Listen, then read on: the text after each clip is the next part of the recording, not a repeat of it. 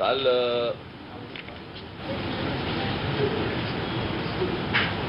सह्याद्रीला काल सन्माननीय मुख्यमंत्री, सन्माननीय मंत्री दादा भुसे, इतर सर्व त्यांचे अधिकारी आणि या सर्वांची एक काल बैठक झाली. त्या बैठकीनंतर काही गोष्टी तिथे ठरल्या.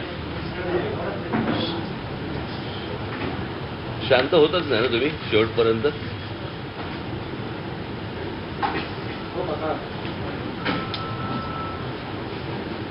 तू खाली बस रे. आता एका ठिकाणी कुठेतरी राहता.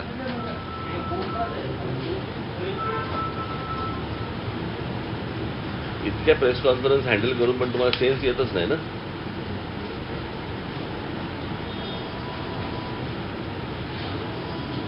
काल तिथे सगळ्या काही गोष्टी ठरल्या, परंतु त्या लेखी स्वरूपामध्ये या काही तिथे आल्या नव्हत्या. आणि मग तिथे असं ठरलं की उद्या म्हणजे आज अशी एक बैठक घेऊन त्या सगळ्या लेखी स्वरूपामध्ये तुमच्यासमोर गोष्टी आणणार आहेत. मी थोडीशी पार्श्वभूमी तुम्हाला एवढ्यासाठी देतोय मुद्दामून का हा मुळात विषय. मी काल 9 वर्षानंतर मी या विषयासाठी सह्याद्रीमध्ये अतिथीगृहामध्ये मी गेलो. मी जेव्हा 9 वर्षापूर्वी गेलो होतो त्यावेळेला तिथे पृथ्वीराज चव्हाण होते मुख्यमंत्री, आणि त्यावेळेला माझ्यामध्ये मी चुकत नसेल तर छगन भुजबळ होते. PWD छगन भुजबळ होते. त्याला काही गोष्टी ठरल्या, त्या सुरू झाल्या. मग त्याच्यानंतर पुढे काही परत त्याच वेळेला मला समजलं होतं की साधारणपणे या टोलच्या संदर्भामधली जी काही ॲग्रीमेंट्स आहेत, सरकारने केलेली ॲग्रीमेंट्स आहेत, ती 2026ला संपत आहेत. त्याच्यामुळे ती काय माझ्यासाठी नवीन गोष्ट नव्हती, परंतु त्याच्यामध्ये कोणत्या कोणत्या प्रकारच्या सुधारणा व्हायला पाहिजे होत्या किंवा व्हायला पाहिजेत ह्या ज्या मी सूचना केल्या होत्या. कारण त्यातली काही जी 2000 साली जी काय ॲग्रीमेंट झाली होती त्या ॲग्रीमेंटमध्ये देखील काही चुकीच्या गोष्टी आहेत. त्या देखील त्यावेळेला सांगितल्या गेल्या होत्या, आजही या सरकारला सांगितल्या गेलेल्या आहेत. परंतु ती सगळी ॲग्रीमेंट्स ही सगळी बँकांबरोबर झालेली असल्यामुळे त्याच्यामुळे आता 2026पर्यंत तरी तुम्हाला काही करता येत नाही. पण त्याच्यामध्ये कोणकोणत्या सूचना किंवा सुधारणा या गोष्टी व्हायला पाहिजेत होत्या, ज्या झाल्या नाहीत किंवा थांबल्या गेल्या, पुढे काही होऊ शकलं नाही. आणि मग पुन्हा तो 9 वर्षानंतर विषय परत ऐरणीवरती आला. तो ऐरणीवरती येण्याचं कारण म्हणजे ठाण्यामधल्या 5 ज्या एंट्री पॉईंट्स आहेत तिथे पैसे वाढवले गेले आणि आमचा अविनाश जाधव आणि आमचे सर्व सहकारी तिकडे उपोषणाला बसले आणि परत तो विषय टोलचा ऐरणीवरती आला. त्यास तुम्हाला आठवत असेल तर मी तिकडे गेलो. अविनाशला मी ते उपोषण सोडायला सांगितलं आणि सोडायला सांगितल्यानंतर मी पत्रकारांशी आपल्याशी सगळ्यांशी बोललो की या संदर्भामध्ये मी 2 दिवसात मुख्यमंत्र्यांशी बोलेन. नेमकं त्याच वेळेला महाराष्ट्र राज्याचे उपमुख्यमंत्री देवेंद्रजी फडणवीस यांनी एक स्टेटमेंट केलं की महाराष्ट्रामध्ये कोणत्याही टोलवरती 4 चाकी वाहनांना 3 चाकी वाहनांना टोलच नाहीये.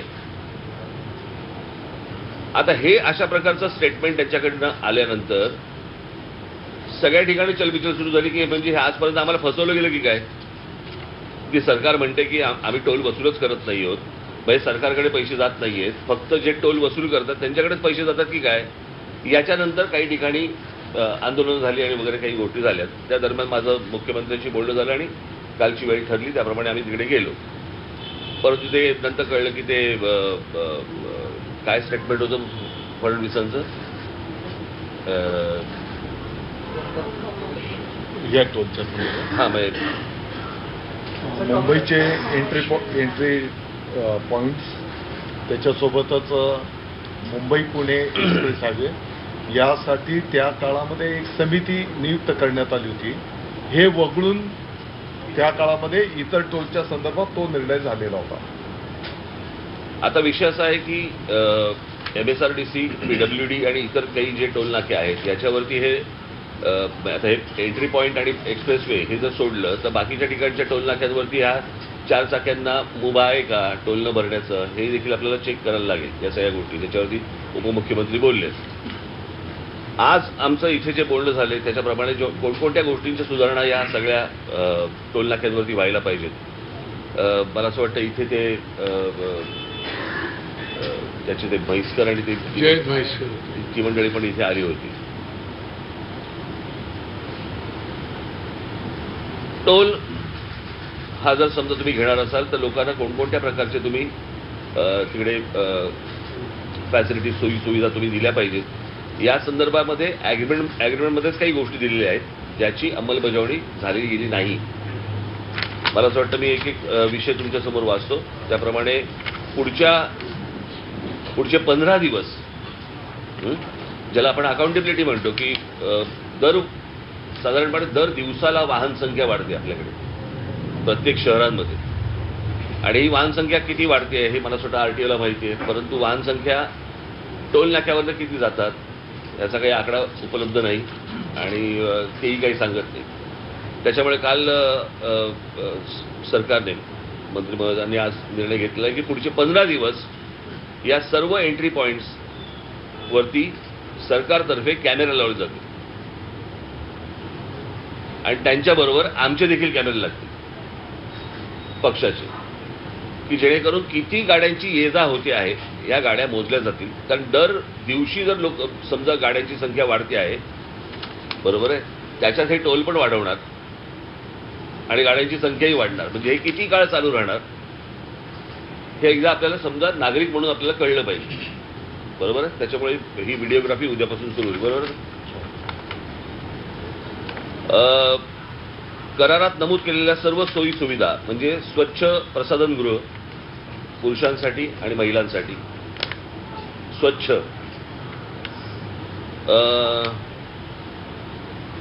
प्रथमोपचारासाठी लागणारी सेवा, त्याच्यानंतर एक रुग्णवाहिका, त्याच्यानंतर क्रेन, प्रकाश यंत्रणा, पोलीस अंमलदार, फोन, करारपत्र, शासन निर्णय तसेच तक्रार वही. आता तक्रार वही होणार नाही तिकडे मगाशी ठरल्याप्रमाणे मंत्रालयामध्ये एक सेल उभा केला जाईल की या सगळ्या टोल नाक्यांवरती CCTV फुटेज म्हणजे CCTV कॅमेरे जे लागले जातील त्याची संपूर्ण इथे मंत्रालयामध्ये वॉच ठेवला जाईल कळलं का. त्याचबरोबर तिथे एक नंबर दिला जाईल मोबाईल नंबर की या टोल नाक्यांवरती लोकांना काय प्रकारचा त्रास होतोय किंवा काय. मी येतो ते पुढे ज्याच्यामध्ये फास्ट ट्रॅक पण येणार आहे विषय, पण काय प्रकारचा त्रास होतोय लोकांना उद्या त्या नंबरवरती मेसेज करून तिथे सरकारला कळवता येईल. आणि ही यंत्रणा MSRTC मध्ये लागणार नाही, ही मंत्रालयात लागेल की कोणकोणत्या प्रकारचे त्रास होतात तिथे लोकांना. तर ह्या सुविधा ज्या आहेत या तात्काळ तिथे सर्व टोल नाक्यांवरती केल्या जातील.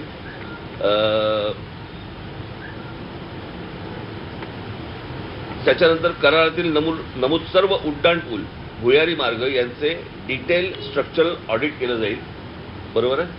आणि ते आपण ह्यांच्याकडनं करणार IITच्या लोकांना नामांकित संस्थेतर्फे IITच्या लोकांकडनं करणार ते. सो ते सरकारी यंत्रणा नसणार.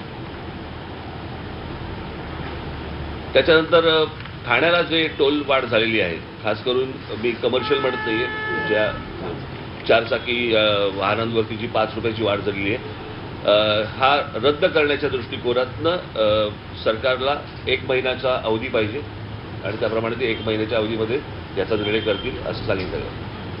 जी वाढ झालेली आहे ती रद्द करण्याची दृष्टी.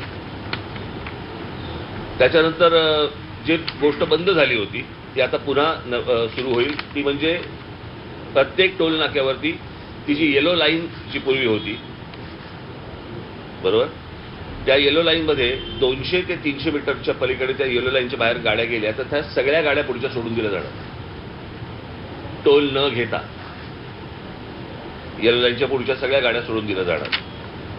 4 मिनिटाच्या पलीकडे एकही गाडी टोल नाक्यावरती थांबणार नाही. त्याच्यासाठी एक्स्ट्रा मला असं वाटतं पोलीस फोर्स हा देखील तिकडे एक्स्ट्रा लावला जाईल की जेणेकरून ते जे टोल नाक्यांवरती जे बाउन्सर्स किंवा इतर जी पोरं ठेवली जातात आणि जे हमरी तुमरी करतात आणि काय लोकांची जे वेडवाकड वागतात हे याच्यापुढे ठेवले जाणार नाहीत. तिकडे ती यंत्रणा ही पोलिसांमार्फतच राबवली जाईल.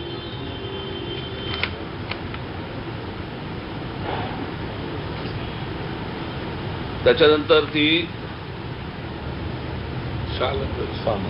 6 नंबर टोल नाक्यावरती जर समजा फास्ट ट्रॅक हा चालला नाही त्यांचा, बरोबर आहे, तर तुम्हाला एकदाच तिथे पैसे भरावे लागतील. एक तर काय करतात हे तिकडेही पैसे वसूल करतात आणि पुढेही तुम्हाला मोबाईलवरती ते फास्टॅगचं हे येतं की किती पैसे भरा. तो दोनदा हे दोनदा होणार नाही, ते एकदाच भरले जातील.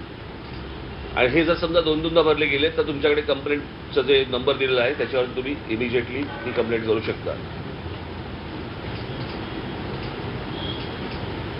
हां, त्याच्यानंतर मोठ्या प्रमाणात कितीचं टेंडर आहे, कितीचा टोल आहे, म्हणजे टोल आकडा किती आहे, काय 1000 कोटी असेल तो आकडा दिला जाईल. रोजचे वसूल किती होत आहे आणि आता उरलेत किती,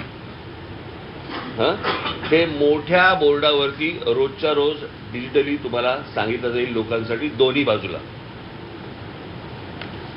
की तुम्हालाही कळेल की किती पैसे आपण आतापर्यंत जमा झालेले आहेत, किती जमा व्हायचे आहेत आणि आज दिवसभरामध्ये किती जमा झाले आतापर्यंत, हे तुमच्या समोर येईल.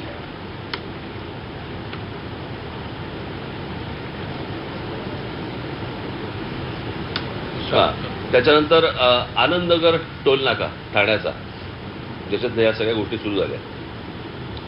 आता ठाण्याच्या लोकांना आनंदनगर टोल नाका क्रॉस करून परत जर समजा ऐरोलीच्या टोल नाक्यावरती असायचं, दोनदा टोल भरायला लागतो. तो टोल एकदाच भरवला जाईल, एक तर आनंदनगर किंवा ऐरोली.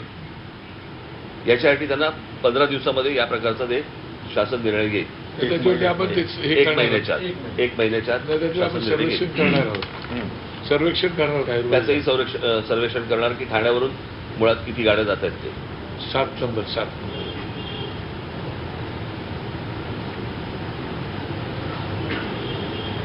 हां, त्याच्यानंतर मुंबई महानगरपालिकेत असणाऱ्या मुलुंडच्या हरिओम नगर परिसरात राहणाऱ्या रहिवाशांसाठी मुलुंड म्हाडा कॉलनीमधून पूल बांधला जाईल आता तात्काळ, की जेणेकरून त्यांना तिथे टोल भरायला लागणार नाही.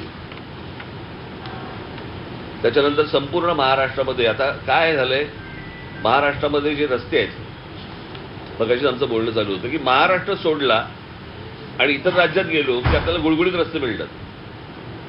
तर महाराष्ट्राने काय घोडं मारले, महाराष्ट्रामध्ये आल्यावरती अशा प्रकारची गोष्ट का होते. आणि त्याच्यामध्ये काय आहे, राज्य सरकार, केंद्र सरकार आणि महानगरपालिका, नगरपालिका ह्यांचे एकमेकांशी असलेल्या जे काही गोष्टी आहेत ह्याची एकत्र बैठक होत नाहीये.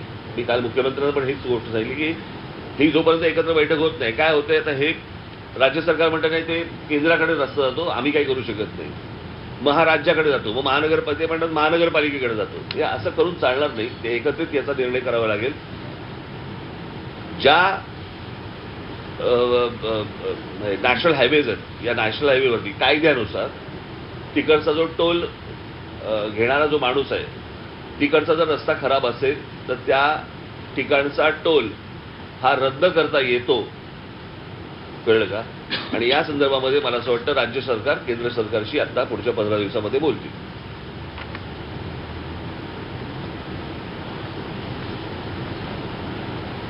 त्याच्यानंतर सार्वजनिक बांधकाम विभागाचे 29 व महाराष्ट्र राज्य रस्ते विकास महामंडळाचे 15 जुने टोल बंद करण्याच्या दृष्टिकोनातून 15 दिवसामध्ये मुख्यमंत्री निर्णय घेतील. सार्वजनिक बांधकाम विभागाचे 29 हे मागणी आहे तुमची. हो, आपली मागणी आहे. हो, बरोबर आहे, मागणी आहे, बरोबर आहे. परंतु त्याच्या संदर्भातच काल मुख्यमंत्री बोललेत की 1 महिन्याच्या आत तुम्हाला मी त्याचा निर्णय सांगतो.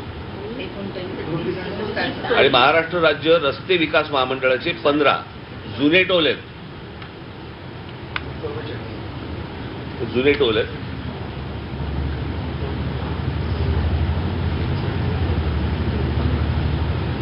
त्याच्यानंतर मुंबई एंट्री पॉइंट, मुंबई पुणे द्रुतगती महामार्ग व राजीव गांधी सिलिंग यांचे कॅग ऑडिट केलं जाईल.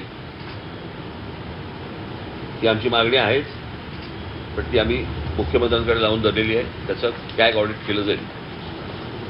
आणि सगळ्यात महत्त्वाचा म्हणजे लोकांना सर्वात जास्ती त्रास होणारा म्हणजे जी जड अवजड वाहनं आहेत, ही कोणत्याही लेनमध्ये येतात, त्या संपूर्ण वाहनांना याच्यापुढे महिन्याभराच्या आत, हा दादांनी दिलेला शब्द आहे, महिन्याभराच्या आत ते शिस्तीला होतील. बरोबर ना? हो बोललात ना?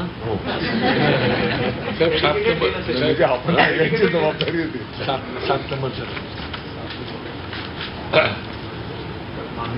त्याच्यानंतर टोल प्लाझा परिसरात राहणाऱ्या नागरिकांना सवलत मासिक पास उपलब्ध करून दिले जातील. किती? ते करारनाम्याच्या अटी शर्ती जे नियम असतील त्याप्रमाणे केलं जाईल. ठीक आहे.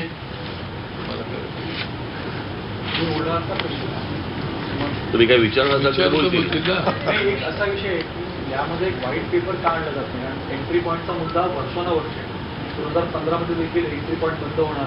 जूनला निर्णय घेतला, जुलैला आम्ही अहवाल आणू असं म्हटलं गेलं, पण अहवाल आला पण त्यानंतर एंट्री पॉईंट 27 नंतर पण सुरू राहणार, MMRD घेणार. विषय असा आहे की 2,25,000 कोटींच्या कॉन्ट्रॅक्टसाठी किती वर्ष वसुली होणार आहे. व्हिडिओग्राफी आपण करताय, पण याचं मी मगाशी आमचं तेच बोलणं झालं. मला असं वाटतं परवा दिवशी पण मी हेच म्हटलं.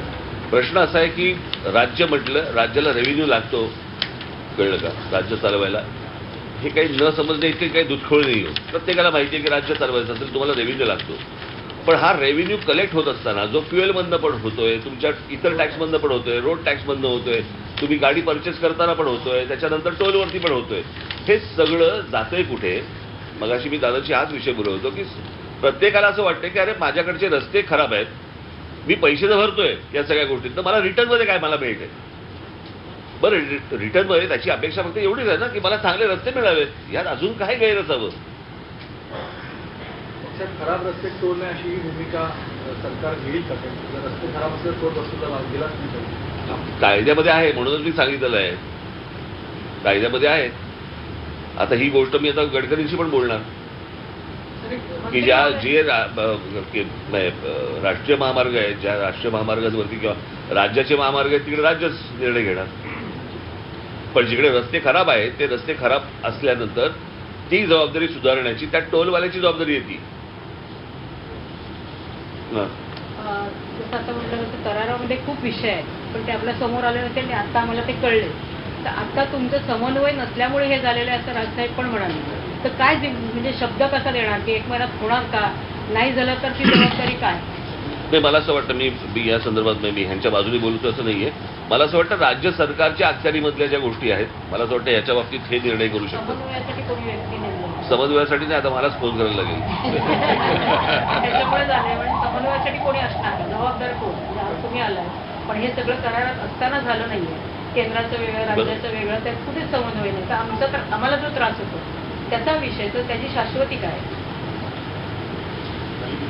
काल माननीय मुख्यमंत्री महोदय एकनाथजी शिंदे साहेबांच्या उपस्थितीमध्ये आदरणीय राज ठाकरे साहेबांच्या शिष्टमंडळाशी काल सविस्तर चर्चा झालेली आणि त्यामध्ये अनेक मुद्द्यांवर कालही चर्चा संपन्न झाली आणि त्याचाच एक भाग म्हणून आज सकाळी 8 वाजता बैठक घेण्याचं आणि प्रत्येक मुद्द्यावर चर्चा करून निर्णय करण्याचं ठरलं होतं. माननीय राज साहेबांनी जे काही मुद्दे आपल्यासमोर ठेवलेले आहेत, काही मुद्द्यांची अंमलबजावणी आम्ही आजपासूनच त्या कामाला लागणार. काही मुद्द्यांच्यासाठी 1 महिन्याचा अवधी, कारण काही संख्या किंवा आपण आता जसा मुद्दा उपस्थित केला त्या अटी शर्ती करारनाम्यातल्या ज्या ज्या काही आहेत, निश्चितपणे त्याची अंमलबजावणी करणं ही आमची पण जबाबदारी आहे आणि ती आम्ही निश्चितपणे करणार. मला वाटतं की एक सकारात्मक भूमिका माननीय मुख्यमंत्री महोदयांची या सर्व संदर्भामध्ये आहे. काल राजसाहेबांशी पण बोलताना त्यांनी बिलकुल म्हणजे कोणाला पाठीशी घालण्याचा काही याच्यामध्ये विषय नाही. आपण जेव्हा टोल देतो तर साहजिक आहे की त्या सुविधा पण आपल्याला मिळायला पाहिजे, ही भावना असणं काही गैर नाही. आणि म्हणून आता एंट्री पॉईंटच्या सोबतच राज्यव्यापी पण चर्चा त्या ठिकाणी झालेली आहे. ताबडतोबीने आम्ही या विषयांवर मार्गक्रमण करणार. काही गोष्टींमध्ये आता आपली सर्वांची पण जबाबदारी, उदाहरणार्थ आता लेनिंग करणं, आम्ही बोर्ड लावणार एंट्री पॉईंटच्या तिथे किंवा जाताना पण त्या लेनमधनंच गेलो पाहिजे, परंतु पुढे गेल्याच्या नंतर त्या वाहन चालकाने पण त्या लेनने चाललं पाहिजे. ही शेवटी एक सामाजिक चळवळ असणार आहे. आम्ही त्याचं प्रबोधन करणार. काही ठिकाणी तर आपल्याला काही कारवाई पण करावी लागली तर तशी पण भूमिका आपल्याला काही ठिकाणी घ्यावी लागणार आहे. आणि म्हणून या संदर्भामध्ये पण सविस्तर चर्चा झाली नवीन प्रकल्पामध्ये आम्ही कशा या संदर्भातल्या सुविधा केलेल्या आहेत त्याचं पण माहिती आम्ही राजसाहेबांना या ठिकाणी दिलेली आहे. मला वाटतं की सारांश आहे की टप्प्याटप्प्याने तुम्हाला या संदर्भातलं अंमलबजावणी होताना दिसेल. सर मध्यंतरी पण काही थोडं कन्फ्युजन झालं लोकांमध्ये की प्रायव्हेट व्हेकल्स आता टोल भरणार की नाही भरणार, कारण बीसीएमडी एका साईडला काही माझ्यासाठी पण तो धक्काच होता. मी आपल्या माहितीकरता सांगू इच्छितो की त्या एका शब्दाचा आपण होऊ शकतं की एक नॅचरल याच्यातनं त्याच्याकडनं ते शब्द आला असेल, परंतु साहेब आपण जे स्क्रीनवर जी त्यांची पूर्वीची मुलाखत दाखवली तर त्याच्यामध्ये त्यांनी स्पष्टपणे हे पण सांगितलं की बाबा मुंबईचे एंट्री पॉईंट्स असतील, मुंबई पुणे एक्सप्रेस हायवे असेल, यासाठी समिती नेमलेली हे त्यांनी त्यावेळेस पण सांगितलेलं आहे. आणि म्हणून एक मोठ्या प्रमाणात त्या काळामध्ये जे काही मला वाटतं की 50-60 ठिकाणी लाईट मोटर व्हेकल्सला एक्झाम्शन देण्याचा निर्णय झाला होता. आजही मी आपल्याला सांगू इच्छितो की MSRTCच्या पण काही टोलवर लाईट मोटर व्हेकल्सला एक्झाम्शन आहे, काहींना टोल घेतला जातो, ही वस्तुस्थिती आहे. दादा पण रेव्हेन्यू जनरेशनसाठी आपण म्हणताय टोल आता गडकरी लोकसभेच्या लोकसभेमध्ये की टोल बंद होणार, टोल बंद होण्याचा विषय नाही आहे, पण वर्षानुवर्ष आपण त्याची वसुली करतो. जे ब्रिजेस बांधले, काही ब्रिजेस तर बांधले गेले त्याचे पैसे घेतले गेले, उदाहरणार्थ फेडरल रोड सर्व्हिस. तर या सगळ्या गोष्टी ज्या आहेत त्याच्यावर प्रश्नचिन्ह होतं, त्याच्यावर सरकार उत्तर देणार का, त्याच्यावर काही वाईट पेपर येईल का? मला वाटतं की या सर्व गोष्टींचं प्रारूप 2002 पासून आणि नंतरचा करारनामा 2010 मध्ये, तर त्या काळामध्ये या सर्व गोष्टींचा अभ्यास करूनच निर्णय केला गेलेला आहे. कालच्या चर्चेमध्ये हे पण समोर आलं की अनेक तक्रारदारांनी या संदर्भामध्ये माननीय न्यायालयात, अगदी माननीय सर्वोच्च न्यायालयापर्यंत पण विषय गेले आणि त्याच्यामध्ये पण न्यायनिवाडा त्या ठिकाणी झालेला आहे. आपण काही याच्यामध्ये काही नकारात्मक न घेता ज्या सूचना आहेत, शेवटी नागरिकांच्या सोयीसुविधांच्यासाठी आणि ते पैसे देतात तर त्या सुविधा त्यांना मिळायलाच पाहिजेत, यामध्ये कोणाचं दुमत असण्याचं काही कारण नाही. कदाचित ज्या काही गोष्टी अपूर्ण राहिल्या असेल तर त्या आम्ही ताबडतोबीने पूर्ण करण्याचं मार्गक्रमण करू. यातला एक महत्त्वाचा मुद्दा आहे तो स्वच्छता गृहांचा. त्याला जोडून माझा प्रश्न असा आहे की राज्यातले काही टोल नाके असेल की जे ऑपरेट करणाऱ्या ऑपरेटर्सकडून स्थानिक गुंडांना तिथे वसुलीसाठी ठेवण्यात आलेलं आहे. विशेषतः शिवापूर, सातारा, ठाणे, नवी मुंबई अशा भागामध्ये या कॉन्ट्रॅक्टर्सकडून स्थानिक गुंड जे छोटे मोठे गुन्हेगारी करतात त्यांना आपल्याकडे कामावर ठेवलेलं आहे आणि ते सर्वसामान्य नागरिकांची पहिली भाषा दादागिरीची करतात. पहिली गोष्ट तर काय केलं जाणार, सर्व त्यांचा तपास केला जाणार आहे का त्यांना आपल्या सेवेत घेताना त्यांच्या ट्रॅक रेकॉर्डचा?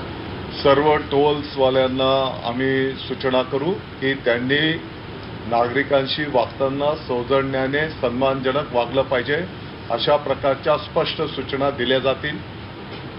आपल्या ज्या काही सूचना आहेत या संदर्भामध्ये जिथे कुठे असा प्रकार झालेला असेल तर ताबडतोबीने चौकशी करून कारवाई करू. एक मिनिट, मला असं वाटतं ही अत्यंत उत्तम सूचना आता त्यांनी केलेली आहे चोचरेकरांनी. आणि मला असं वाटतं ते बंद करून टाकू. मला असं वाटतं दादा, ज्या टोल नाक्यांवरती जी लोक बसलेली आहेत त्यांची मला असं वाटतं बॅकग्राऊंड तपासणं गरजेचं आहे आणि ती बॅकग्राऊंड तपासूनच त्यांना टोल नाक्यावरती बसवलं जाईल असं मला असं वाटतं तुम्ही सांगणं आवश्यक आहे. बिलकुल. जे कर्मचारी नियुक्त केले जातील त्यांना चौकशी करून त्यांचं बॅकग्राऊंड तपासूनच त्यांना कामावर घ्यावं असे आदेश दिले जातील. ट्रेनिंग दिलं पाहिजे. सर आणखी एक महत्त्वाचा मुद्दा की हे जे बहुतेक जे रस्ते आहेत या जेव्हा कॉन्ट्रॅक्ट तयार झाला असेल तेव्हा तिथे किती स्वच्छतागृह असेल याची पण एखादी आकडेवारी त्याच वेळेला तयार झालेली असेल. कालपासून जेव्हा तुम्ही आढावा घेता किती स्वच्छतागृह आहेत आणि किती असली पाहिजे याची काही आकडेवारी आहे का? कारण अजूनही टोल वसूलला जातो, विशेषतः महिलांसाठी स्वच्छतागृह कुठल्याच रस्त्यांवर नसतात. ताई, आम्ही या संदर्भामध्ये पण आता चर्चा केलेली आहे. स्वच्छतागृह आणि ते पण स्वच्छ असले पाहिजे हे सूचना केली गेलेली आहे. त्याला थोडंसं आपल्याला जागेचं पण लोकेशन वगैरे जिथे उपलब्ध आहेत तिथे केलेलंच आहे. कमी अधिक असतील, परंतु आपल्याला अपेक्षित त्या सोयी सुविधा तुम्हाला महिन्याभराच्या आत दिसून येतील. एक महिन्याच्या कालावधी एकच मिनिट. अजून एक सगळ्यात महत्त्वाची गोष्ट म्हणजे मी आताच मुख्यमंत्री आपल्या मंत्री महोदयांशी बोललो मी की जो कॉन्ट्रॅक्टर तिकडे असेल, जो टोल वसूल करणार आहे, त्यांनी ती स्वच्छतागृह त्यांनी उभारलीच पाहिजेत. बरोबर आहे. पण आम्ही आमच्याकडनं प्रत्येक टोल नाक्याला आता ह्या खास करून या एंट्री पॉईंट्सना, कळलं का, आणि मुंबई पुणे एक्सप्रेस हायवेला आणि कुठे जेवढं जेवढं शक्य होईल तसं असं प्रत्येक एंट्री पॉईंटला आम्ही जाताना आणि येताना अशी 2-2 आम्ही काय म्हणतो ना स्वच्छतागृह आम्ही कंटेनरमधनं साधारणपणे महिलांसाठी 10 आणि पुरुषांसाठी 10 असं एका बाजूला, दुसऱ्या बाजूला पुरुषांसाठी 10 आणि महिलांसाठी 10 असं हे आमच्यातर्फे आम्ही देणार आहोत. सर, 1 महिन्याच्या कालावधीत सरकारकडून दिलेली आश्वासनं जर पूर्ण झाली नाही तर तुम्ही पुन्हा मनसे स्टाईलने आंदोलन करणार का? 1 महिन्यात म्हणजे पूर्ण झाले नाही म्हणजे काय करायचं? मी बातम्यांसाठी म्हणून आंदोलन नाही करत, कळलं का. लोकांना सुखसुविधा मिळणं गरजेचं आहे.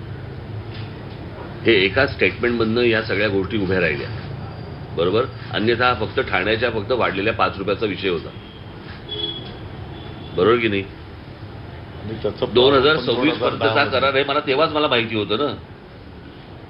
आपण मला असं वाटतं ही गोष्ट नीट समजून घेणं गरजेचं आहे. अनेकांच्या डोक्यामध्ये काय काय गोष्टी चालू असतील आता ह्याचीही मला कल्पना आहे, कळलं का, की ह्याचं बरोबर रिपोर्टिंग कशा प्रकारे करायचं त्याची उत्तर मी काढून ठेवलेलीच आहे. पण मला असं वाटतं आपण नीट ह्या गोष्टी समजून घेणं गरजेचं आहे. ज्या ठिकाणी गरज लागेल त्या ठिकाणी त्या प्रकारची आंदोलनं होतील. एक प्रश्न आहे की आता जसं मनसे पुढाकार घेते आणि चांगली गोष्ट आहे, पण तुम्ही म्हणाल तसं लोकसहभाग असला पाहिजे. त्याच्यासाठी वेगळं काय करणार आहात का? जसं जाहिराती बाकीच्या बाबतीत आपण करतो तसं जनजागृतीसाठी आपण लोकांचा पण सहभाग वाढवला गेला पाहिजे. नाही, आता लेनिंगच्या संदर्भामध्ये साईन बोर्ड्स लावणं, त्या लेनमध्ये ती वाहनं कशी लागतील यासाठी मनुष्यबळ उभं करणं. आता नवीन जे प्रकल्प आपण केलेले आहेत की किती स्पीडने त्या ठिकाणी ते वाहन चाललं पाहिजे, ते जर जास्तीच्या गतीने नियमापेक्षा जास्ती चाललं तर त्याला आम्ही त्याचं प्रबोधन पण, आता समृद्धी महामार्गाचं उदाहरण देतो, तिकडं त्यांना आम्ही एक स्वतंत्र प्रबोधन कक्ष केलेला आहे की त्याला आम्ही सगळं समजावून सांगतो. मला वाटतं की हे एक जन आंदोलनचा पण एक तो भाग असणार आहे. कारण आम्ही पाहतो की कधी कधी एक 2 व्हीलर मोटरसायकलवाला पण पहिल्या लेनने चालतो, हेवी व्हेकल पहिल्या लेनने चालत आहे. ते काय होतं, आता तुम्ही जर समजा टोल नाक्यावरती पण जर बघितलं तर कुठच्याही ट्रक कुठच्याही लेनमध्ये शिरतात आणि सगळ्या गोष्टी जॅम करून टाकतात, बरोबर आहे. तर हे पहिल्यांदा टोलवरती जर समजा पहिल्यांदा नियंत्रण आलं तर मला असं वाटतं हळूहळू या गोष्टींची सवय लागेल. सर, येलो लाईनबद्दल कशा पद्धतीची यंत्रणा आपण राबवणार? आता जसा आपला निर्णय झालेला आहे की त्या टोलच्या पासून 200 ते 300 मीटरपर्यंत आणि ते वाहन 4 मिनिटपेक्षा जास्त थांबायला लागू नये या दृष्टिकोनातनं यापूर्वी पण या संदर्भातली अंमलबजावणी झालेली आहे. त्याची अंमलबजावणी कदाचित मध्यंतरी थांबली असेल ती परत करणार. होत नव्हतं, गाड्यांना सोडलं जात नव्हतं येलो लाईनच्या मागे असले काही दिवस काल माननीय मुख्यमंत्री महोदयांनी या संदर्भामध्ये स्पष्टपणे सूचना आदेश दिलेल्या आहेत. विषय असा होता की या MSRTC जे प्रमुख आहेत काही दिवस आमची पण नजर असेलच. दादासाहेब राधेश्याम उपलवारवाई MSRTCचे प्रमुख आहेत. आतापर्यंत IAS अधिकाऱ्याला 7 वेळा निवृत्तीनंतर बढती देण्याचा हा MSRTCचा रेकॉर्ड आहे. 30 ऑक्टोबरला ते निवृत्त होणार आहे. या त्यांच्या एकाच अधिकाऱ्याच्या एकाच जागेवर बसण्यामुळे टोलच्या संदर्भातल्या समस्या सुटत नाहीयेत असं रस्ते आणि पायाभूत सुविधांवर काम करणाऱ्या काही तज्ञांचं म्हणणं आहे. हे ते 30 ऑक्टोबरला निवृत्त होणार का, माझा एक स्पेसिफिक प्रश्न. आणि जर ते मला वाटतं की आजचा आपला जो प्रमुख विषय आहे, दादा मी विचारतो प्रश्नामध्ये त्या समस्येचं मी प्रश्नाला काही बगल देत नाही, परंतु आता अनेक चांगले प्रकल्प पण आपले उभे राहिले, मार्गी पण लागलेले आहेत आणि ज्या काही अंमलबजावणी झाले त्या नियम कायद्याच्या चौकटीतच झालेले आहेत. मला असं वाटतं काही विषय आता ज्या प्रकारे सुरू करतायत आणि ज्या प्रकारच्या काही गोष्टींसाठी 1 महिन्याची मुदत सरकारने जी मागितलेली आहे मला असं वाटतं ती देणं आणि या गोष्टी बघणं आपण हे मला असं वाटतं आता पुढचं आपलं काम आहे. तुम्ही आशावादी आहात का? कारण केंद्रीय मंत्री सांगतायत टोल माफ होणार नाही. हे बघा राज्याचे मी तोटे मी तुम्हाला तेच सांगतो, टोल माफ ही पहिली गोष्ट लक्षात घ्या. मगाचपासून माझं हेच म्हणणं होतं, राज्याचा रेव्हेन्यू बरोबर आहे हा विषय नाही आहे. राज्याला रेव्हेन्यू नाही मिळाला, राज्य चालू शकत नाही. त्याच्यामुळे तुम्हाला फ्युएल सेस असेल किंवा इतर जे टॅक्सेस असतील हे लागतात. आपल्याला फक्त विषय असा आहे की हा टॅक्स जातो कुठे, ज्याच्या मोबदल्यात आपल्याला काय मिळतंय. जर सगळे टॅक्स भरून, टोल भरून, रोड टॅक्स भरून, फ्युएल सेस भरून पण आपल्याला चांगले रस्ते मिळत नसतील आणि नाक्यावरती जर समजा टोल नाक्यावरती दादागिरीची भाषा ऐकायला लागणार असेल सर्वसामान्यांना, तर हे पैसे भरून आम्हाला काय मिळतंय. आम्ही म्हणजे साधारणपणे स्वच्छतागृह पण जर समजा मिळत नसतील याच्यात, तर उपयोग काय या गोष्टींचा. याच्यासाठीचा मला असा हा विषय होता. विषय सुरू झाला 5 रुपयापासून, कळलं का. सो गेला इतक्या रुपयापासून त्याचं प्रारूप 2010 मध्येच झालं. हा म्हणजे ते जुनं आहे ते. आणि त्या सगळ्या अग्रीमेंटमध्ये काही चुकीच्या गोष्टी आहेत ज्या आता सरकारला बदलणं किती शक्य आहे मला माहिती नाही, कारण ते झालेले बँकांबरोबरचे व्यवहार आहेत. काल आणि ही गोष्ट मला पृथ्वीराज चव्हाण ज्या घेतली होती त्याच वेळेला ती मला समजली होती. त्याच्यामुळे 9 वर्ष ज्या ज्या काही सूचना करता येतील तेवढ्या केल्या. परंतु आता हा विषय परत ऐरणीवरती आला. आमच्या अविनाशने परत तो 5 रुपयाची वाढ झाली, त्याच्यामुळे तो परत वरती आला. आता आपण थोडंसं वाइंड अप करतोय म्हणून परत सांगतो. आणि त्याच्यात फडणवीसांचं स्टेटमेंट आलं, त्याच्यामध्ये परत ते सगळं उसळलं. नाही पण महिन्याभरात जर अंमलबजावणी झाली नाही इतके विषय, तर पुढे काय. कारण जेव्हा मनसे अध्यक्षांनी जाऊन विषय घेतला, अगदी मंत्री घरी समजा एखाद्या मंत्री घरी येत आहेत, सगळं लोकांना सांगतात, पण महिन्याभरात जर अंमलबजावणी झाली नाही तर पुन्हा एकदा मनसेला विषय घ्यावा लागेल की लोकांना विषय. समजा एखाद्या विषयामध्ये आपण महिना 30 दिवस 31 दिवसाचा बोलतो, आपल्याला जर दिसतंय की या विषयामध्ये पॉझिटिव्हली मार्गक्रमण होतंय, आणखी 2 दिवस लागतायत, एक घडीभर सांगतो मी, आपला प्रतिसाद किंवा त्या बाबीची अंमलबजावणी करण्याची भूमिका जर पॉझिटिव्ह आहे तर मला वाटतं की पुढच्या प्रश्न मला अजून एक छोटी गोष्ट सांगतो की काही असं घरी आलेत दिलेले हा विषय नाहीये, परंतु दादांना मी खूप जुनं ओळखतो. सरळ माणूस आहे, सज्जन माणूस आहे, आणि त्याच्यामुळे मला आशा आहे की काही गोष्टी होतील का. मुख्यमंत्री महोदयांच्या पण याच भावना आहेत. आणि ते तर मुख्यमंत्री तर ह्याच्या विरोधात कोर्टात गेले होते आणि आज पण आहेत. त्याच्यामुळे ते देखील या विषयामध्ये तेवढेच कडवट आहेत असं मला वाटते. कालच्या त्यांच्या बोलण्यातनं दिसेल, आपल्याला सगळ्या गोष्टी दिसतील. दादा मला एक शेवटचा प्रश्न. साखरेच्या प्रश्नावर शरद पवारांच्या घरी केंद्रीय सचिवांपासून अनेक मोठे अधिकारी गेल्याची घटना काही महिन्यांपूर्वी घडली होती, कारण प्रश्न तेवढा मोठा होता. आज तर राज्यात थेट तुम्ही कॅबिनेट दर्जाचे मंत्री असताना राज ठाकरे साहेबांना भेटायला आलेला की ज्यांचा फक्त एक आमदार आहे. तुमची नेमकी भावना काय. मी देऊ उत्तर. मी देऊ. मला असं वाटतं सरकारचं एक लाईन आहे की शासन आपल्या दारी.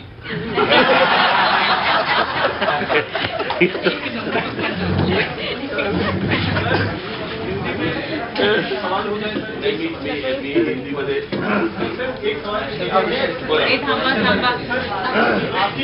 नेशनल पॉलिटिक्स के लिए बहुत मेरा तोड़का मोड़का हिंदी में बोलूंगा. टोल का मुद्दा आपका जो 9 साल से आप लगातार आवाज उठा रहे हैं, नेशनल पॉलिटिक्स के लिए बहुत मायने रखता है. Thank you so much sir. आपकी मुख्यमंत्री से बड़ी मुलाकात हुई है. पिछले 9 सालों से आप टोल को लेकर महाराष्ट्र के और मुंबई के लगातार आवाज उठा रहे हैं. आपकी पार्टी भी अलग तरीके से हमेशा से आंदोलन करती रही है. क्या निष्कर्ष निकला है सर. महाराष्ट्र के कैबिनेट मंत्री भी आज आपके घर पर आए थे, बैठक हुई है, क्या पॉइंट्स पर जो है चर्चा हुई है और क्या निष्कर्ष निकला है. नहीं, मुझे लगता है कि जो पॉइंट्स निकाले हम लोगों ने वो मैं पर्ची आपके पास दे दूंगा, वो आप हिंदी में ट्रांसलेट करके आप लोगों को बता देना. लेकिन ये 9 साल से ये मुद्दा हम लोग उठा रहे हैं. 9 साल हुए. उसके पहले हम लोग श्री पृथ्वीराज चव्हाण जब चीफ मिनिस्टर थे उनके पास हम लोग गए थे. उसी वक्त हमको पता चला था कि ये 2026 तक का मामला है कि एग्रीमेंट हो चुका है सरकार का और बैंक का. बात यह है कि लोग पैसे भर रहे हैं, टोल भर रहे हैं, फ्यूल पे सेस भर रहे हैं, रोड टैक्स भर रहे हैं, व्हीकल टैक्स भर रहे हैं, सब कुछ भर रहे हैं. उसके बावजूद लोगों को जो जिस तरह की फैसिलिटीज मिलनी चाहिए वो मिल नहीं रही है, बराबर है। और लोगों की जो मांग है, अभी ये एक्चुअली ये जो शुरुआत हुई थी वो थाना में जो 5 रुपए और बढ़ा दिए गए, उसके ऊपर हमारे अविनाश यादव और हमारे जो महाराष्ट्र सैनिक है उन्होंने जो आंदोलन किया उसके ऊपर ये शुरुआत हुई। उसके बाद जब महाराष्ट्र के उप मुख्यमंत्री जो देवेंद्र फडणवीस जी है उनका एक स्टेटमेंट आया कि 4 व्हीलर्स के ऊपर किसी भी टोल पे टोल है ही नहीं, तो हमें समझ में नहीं आई बात कि भाई सरकार को पता नहीं है कि टोल ले रहे हैं और सरकार बोल रही है कि किसी भी टोल के ऊपर टोल नहीं ले रहे 4 व्हीलर्स के ऊपर। तो इसलिए ये सारी चीजें उभर कर आई और सामने आ गई कि भाई ये हो क्या रहा है। फिर मैं वापस हम लोग कल मुख्यमंत्री जी के पास गए, उनके साथ बातचीत हुई और फिर कौन सी इन सारी चीज़ों में सुधारणा होनी चाहिए इसके ऊपर हमारी बात हुई और उसमें 10-15 मुद्दे निकले हैं। वो मैं पर्ची आपके पास देता हूँ, वो ट्रांसलेट करके आप मुझे लगता है लोगों को बताइए। सर, टोल के साथ साथ बदहाल सड़कों का भी एक मुद्दा आप लगातार उठाते रहे हैं। मुंबई गोवा हाईवे सबसे बड़ा उसका उदाहरण है। आप हमेशा से उसके लेकर आवाज उठाते रहे हैं। टोल बराबर लोगों से भरे जाते हैं लेकिन रोड की जो हालात है बिल्कुल वो सही तरीके से नहीं बन रहे हैं। बिल्कुल, ये कल मैंने मुख्यमंत्री जी से भी कहा कि हम लोग जब महाराष्ट्र छोड़ते हैं तो बहुत अच्छे रास्ते मिलते हैं हमें, तो महाराष्ट्र में क्यों नहीं मिल रहे? यदि महाराष्ट्र में देखा जाए तो डीजल और पेट्रोल के रेट भी ज्यादा है, बराबर है। उसके बावजूद अगर हमें ये सारी फैसिलिटीज नहीं मिल रही है तो क्या करना चाहिए? तो अभी कुछ चीजें हैं जिन्होंने अभी मंत्री महोदय दादा यहाँ पे आए थे तो उन्होंने कहा कि कुछ चीजें अभी शुरू कर देंगे वो, और कुछ चीजों के लिए उनको 1 महीने का वक्त उनको चाहिए। तो मुझे लगता है कि हमें जरूर देना चाहिए, क्योंकि जैसे नितिन गडकरी जी ने कहा था कि टोल कभी खत्म नहीं होगा। अभी कभी खत्म नहीं होगा का मतलब क्या है मुझे पता नहीं मां, लेकिन एग्रीमेंट के हिसाब से 2026 को ये खत्म हो रहा है। आगे देखते क्या होता है। सर, टोल पर अभी बस मैं इतना ही हिंदी साथ दे रहा